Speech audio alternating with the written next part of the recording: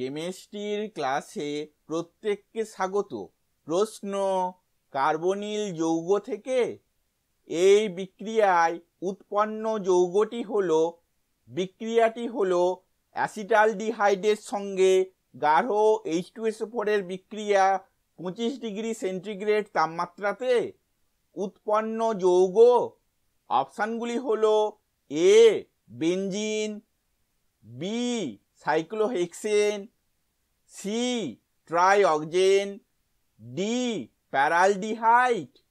উত্তরটি হলো ডি প্যারালডিহাইড।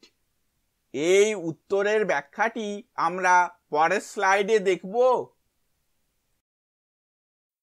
এটি হলো এক অণু অ্যাসিটালডিহাইড, এটি হলো আর এক অণু অ্যাসিটালডিহাইড এবং এটি হলো আরও এক অণু অ্যাসিটালডিহাইড।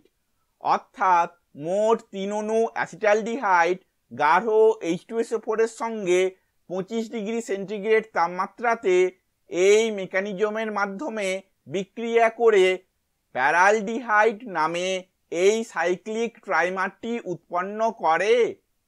এই বিক্রিয়াটি অ্যাসিটালডিহাইডের পলিমারাইজেশন বিক্রিয়া নামে পরিচিত।